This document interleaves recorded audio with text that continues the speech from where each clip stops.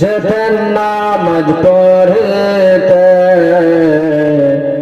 একটি ছেলে কান্না করে নবীজিকে দেখে।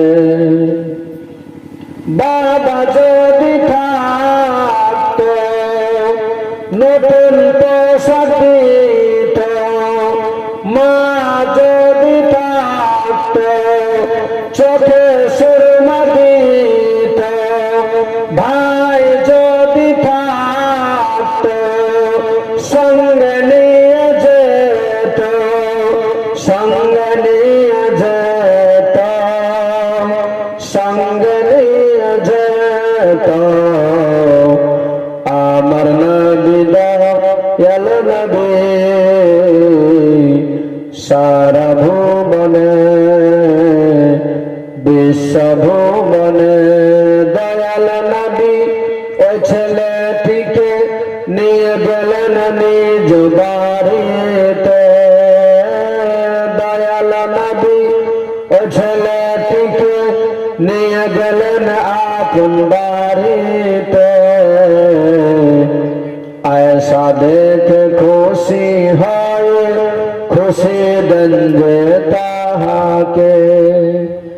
নিজ পুত্র বলে নীল কল তোলে, নিজ পুত্র বলে নীল কল তোলে, নীল কল তোলে, নীল কল তোলে।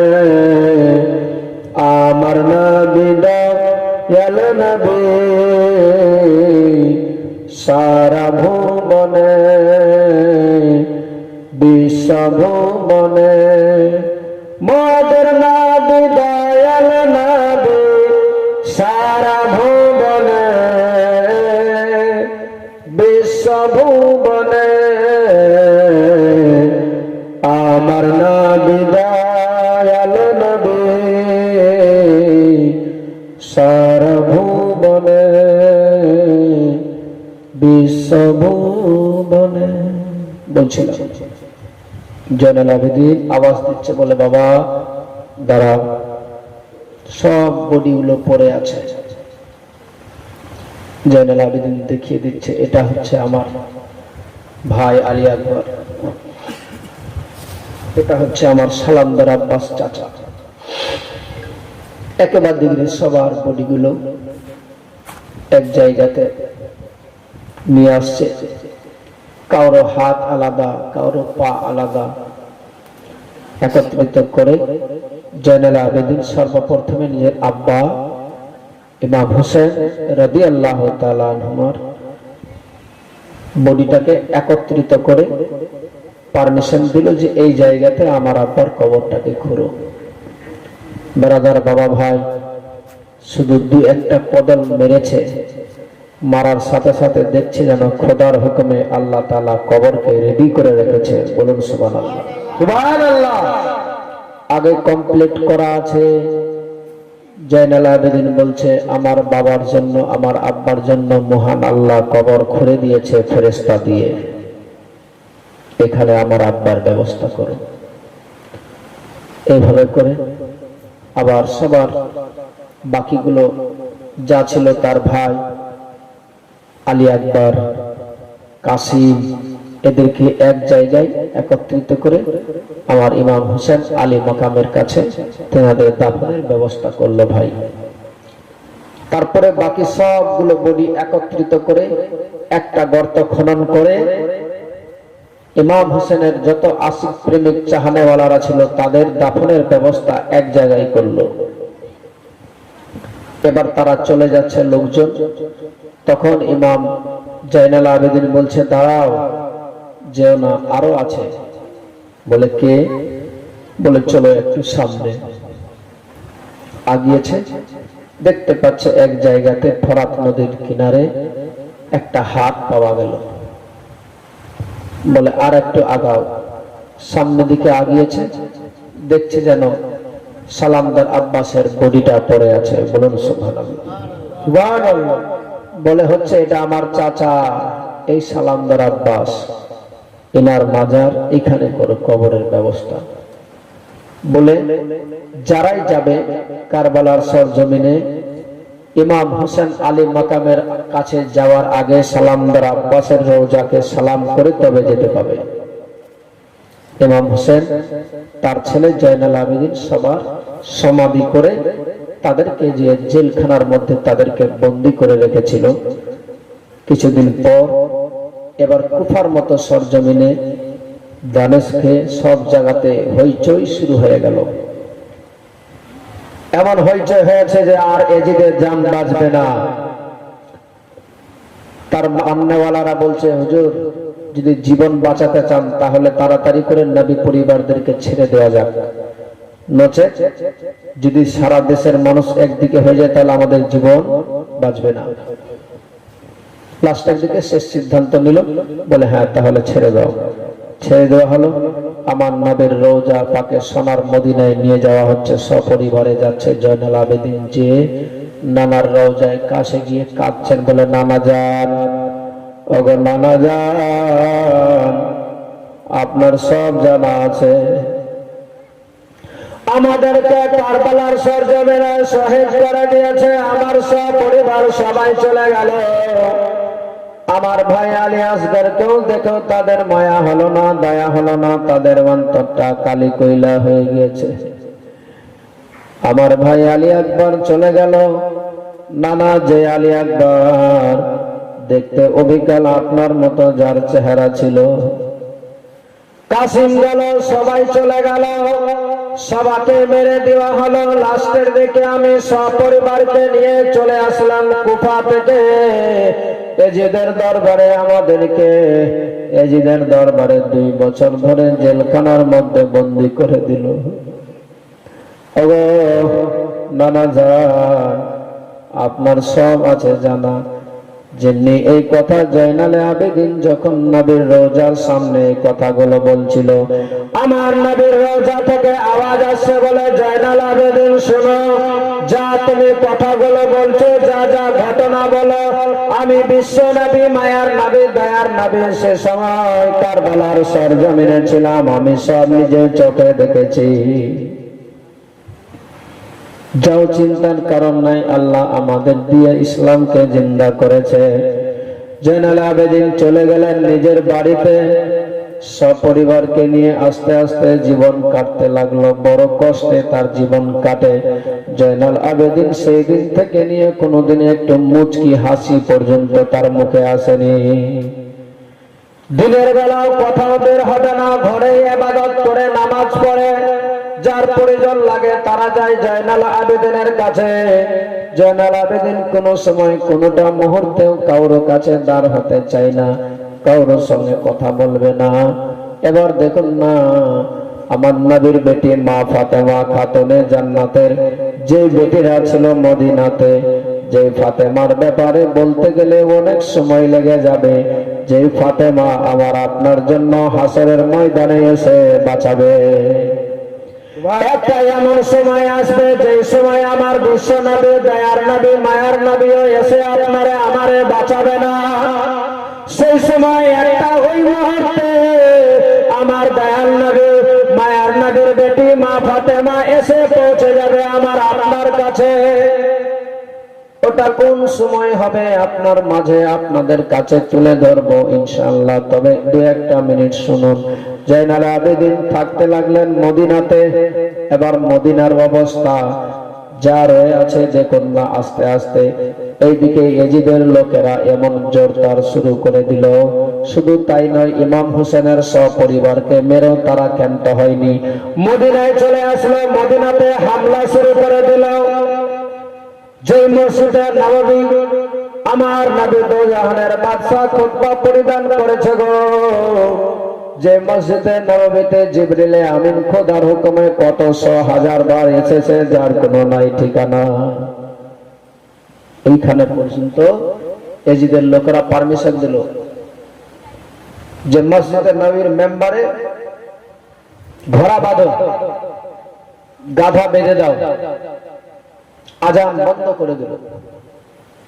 একদিন নয়, 2 দিন নয়, 3 দিন ধরে মসজিদে নববীতে নামাজ, আজান বন্ধ, জামাত বন্ধ, কোনো কিছু হবে না।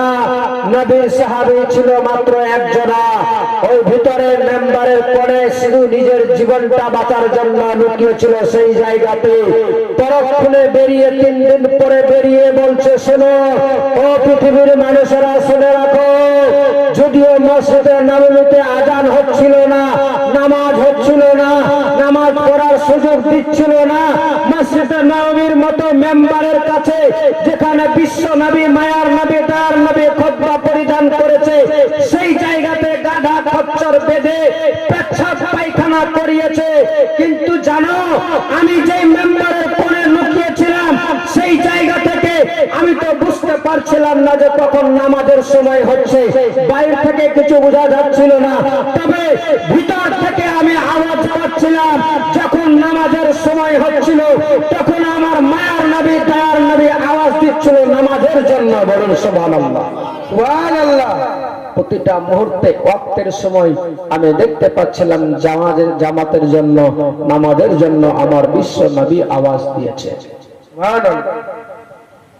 কিন্তু শুধু মদিনাতে এই হামলা করেও তারা শান্তি পায়নি।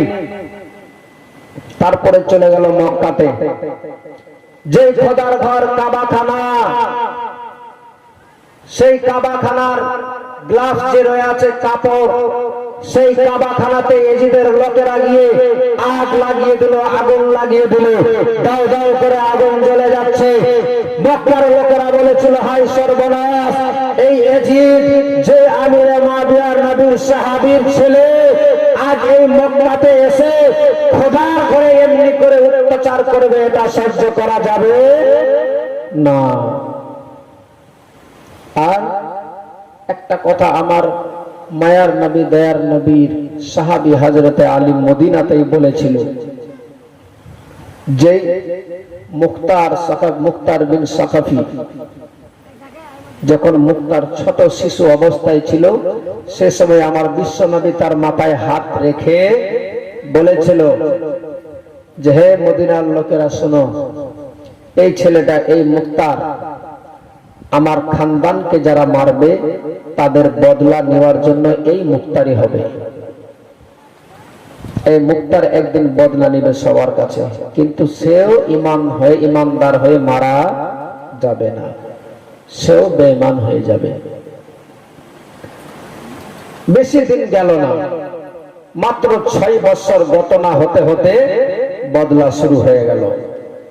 আল্লাহ তাআলা রশিটা তাদের ঢিল করে দিয়েছিল বলে তারা যা ইচ্ছা তাই করলো। কিন্তু 6টা বছর যেমনি গত হয়েছে, বাস এবার মুক্তার আওয়াজ দিয়েছে এজিদের ব্যাপারে। সে চাচ্ছিল যে এজিদকে ডাকা হোক, শিমরকে ডাকা হোক, মারওয়ানকে ডাকা হোক, খালিদকে ডাকা হোক, সবাইকে একেবারে একদিক থেকে ডাকছিল।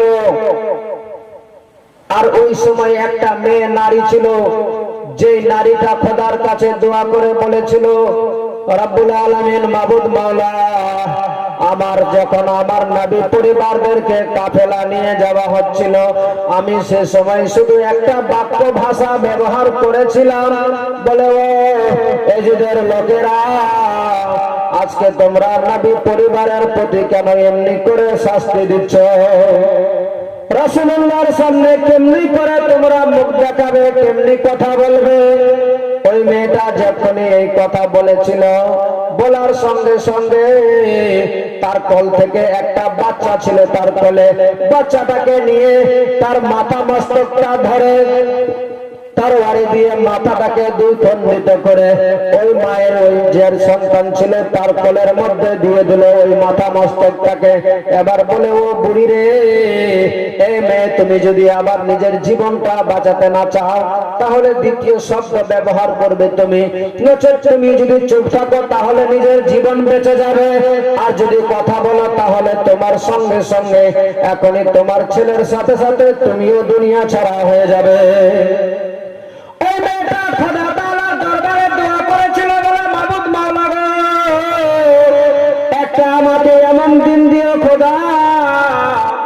যেন এদেরকে আমি উচিত শাস্তি দিতে পারি।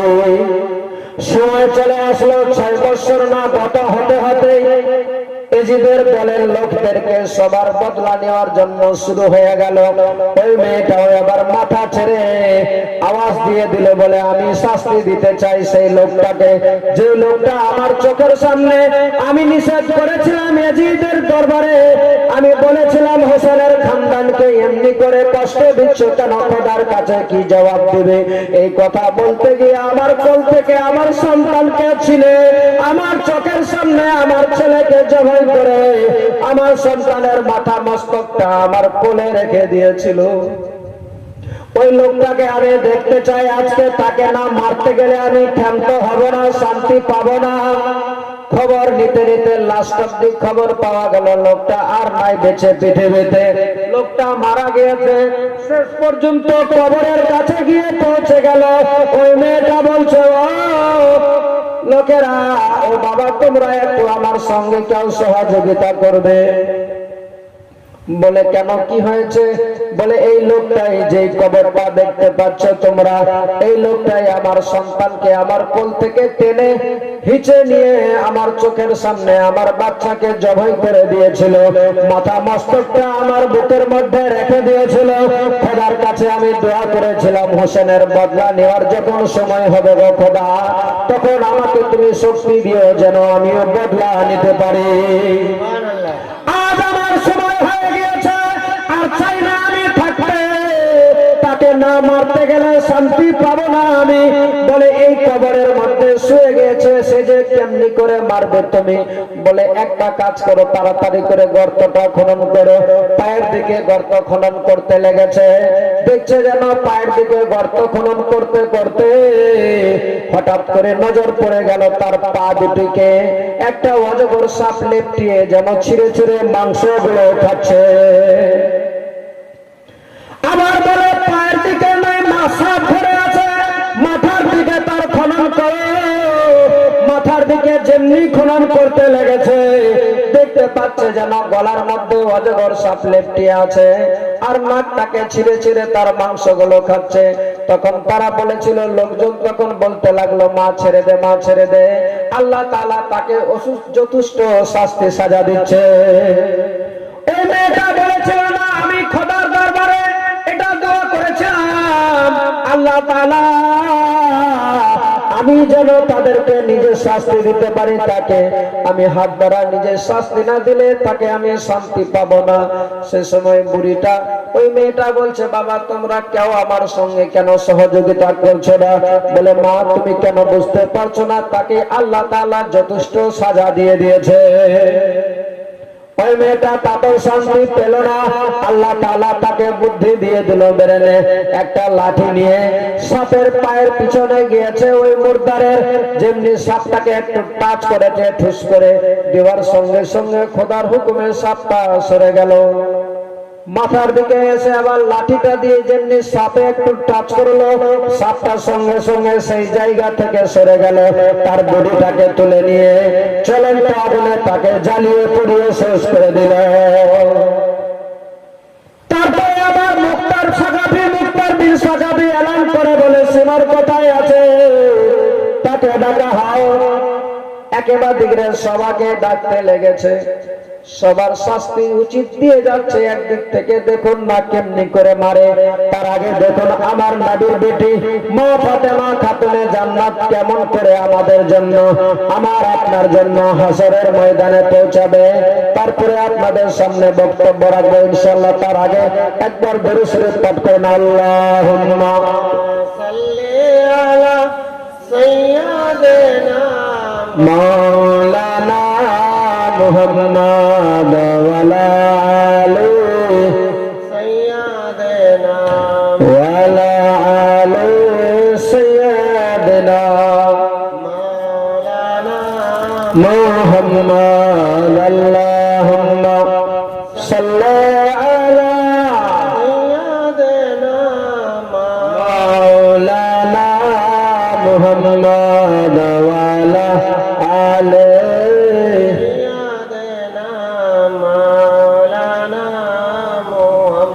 সাল্লাল্লাহু তাআলা আলাইহি ওয়াসাল্লাম।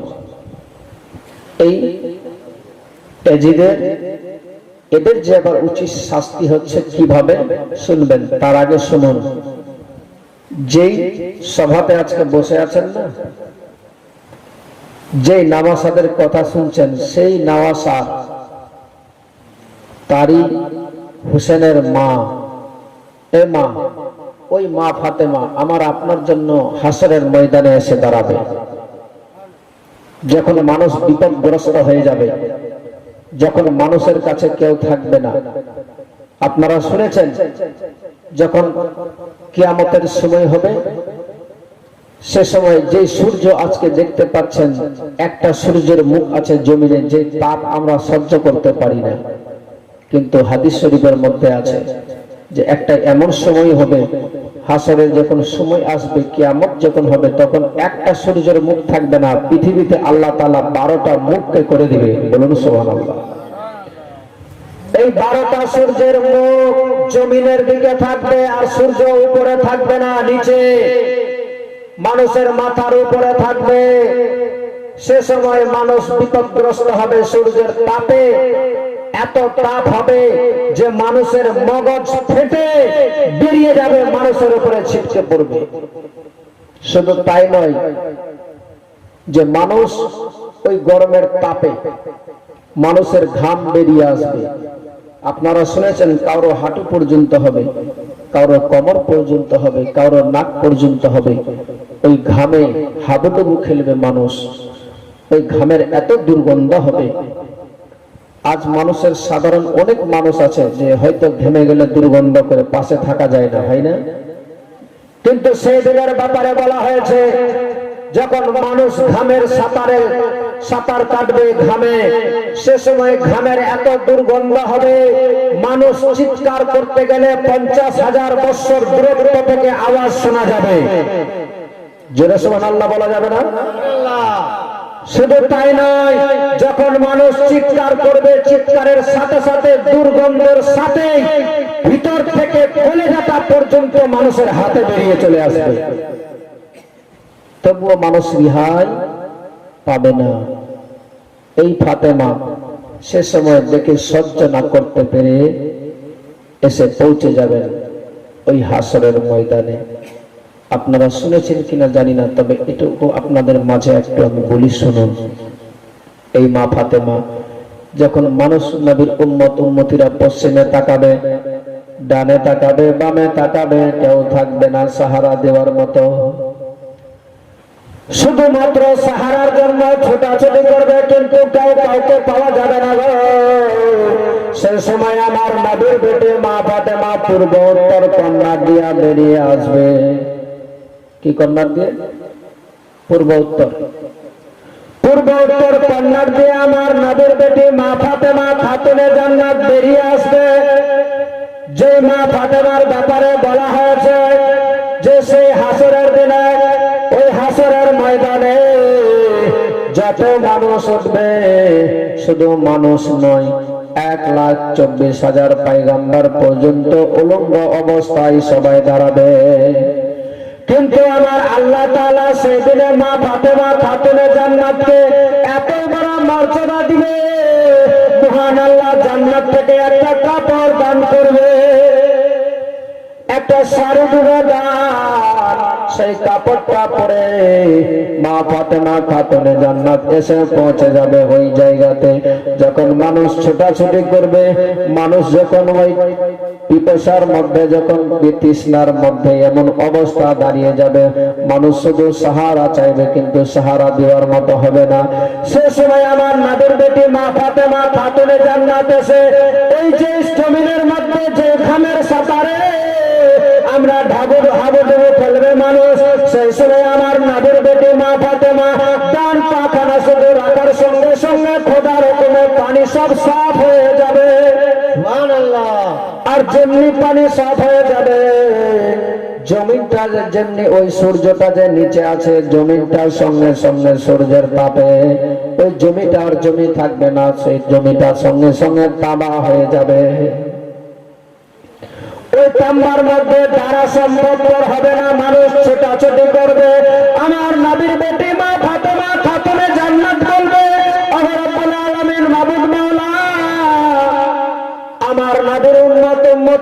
প্রতি এমন জুলুম অত্যাচার হবে, এত কষ্ট হবে, তারা কেমনি করে সহ্য করবে?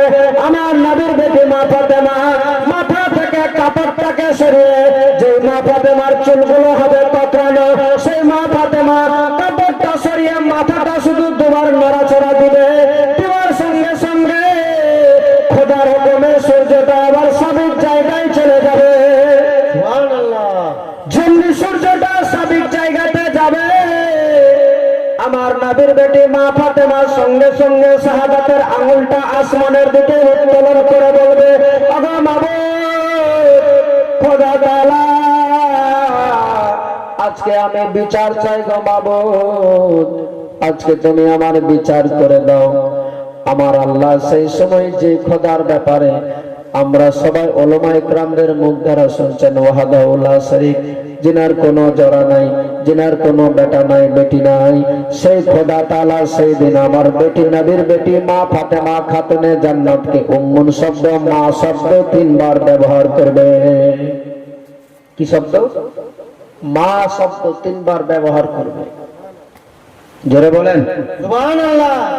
আঙুলটা আসমানের দিকে উত্তোলন করা থাকবে, আমার আল্লাহ বলবে, ফাতেমা ও মা তুমি আঙুলটাকে নিচে নামাও, তোমার আঙুলের ইশারা আমার আরশ আর সহ্য করতে পারে না।